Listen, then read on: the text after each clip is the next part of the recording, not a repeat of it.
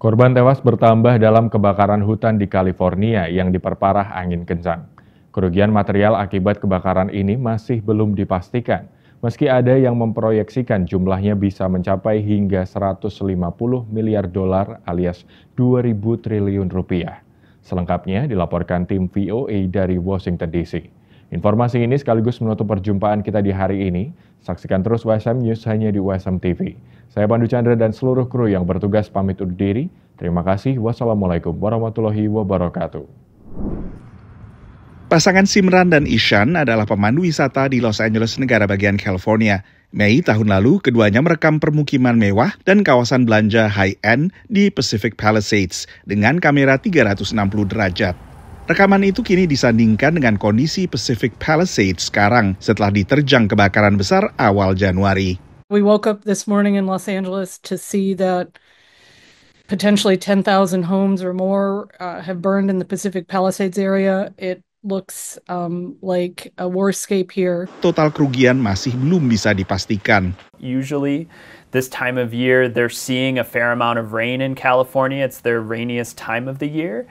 The fact that we haven't seen rain means that when these winds occur, they do create a pretty conducive environment for wildfire. Bank investasi RBC Capital Markets memperkirakan total kerugian terasuransi bisa mencapai hingga 20 miliar dolar atau 326 triliun rupiah. Perkiraan serupa diungkapkan Bank Wells Fargo. Meski jumlah kerugian total bisa 3 kali lipat. Sementara konsultan pemantau cuaca AccuWeather memiliki proyeksi jauh lebih besar. $135 to $150 billion in total damage and economic loss, a truly staggering number. Of course, we're looking at things like the amount of insured damage that's occurred and uninsured damage, but far beyond that, we're considering things like disruptions to commerce, the cost of job losses, businesses that may never reopen in the affected areas. Kebakaran hutan dahsyat di California terjadi tak lama setelah badai salju kuat melanda sebagian Amerika Serikat dari bagian barat tengah hingga ke pantai timur termasuk ibu kota AS Washington DC, disusul dengan badai salju yang melanda sebagian wilayah selatan Amerika termasuk Texas dan Georgia. Having such a destructive hurricane season, a very destructive tornado season with lots of tornadoes across the United States, and now just a few days into 2025, a significant historic disaster in terms of wildfire across Southern California.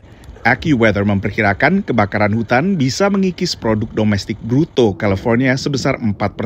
Bencana beruntun juga menekan PDB Amerika Serikat. Total damage and economic loss from the major disasters in the last 12 months, when you sum up all the estimates that we have presented, that comes to a total of $606 to $674 billion.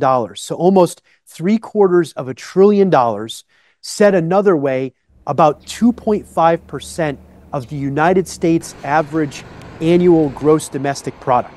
Dari Washington DC, Nova Purwadi dan tim VOA.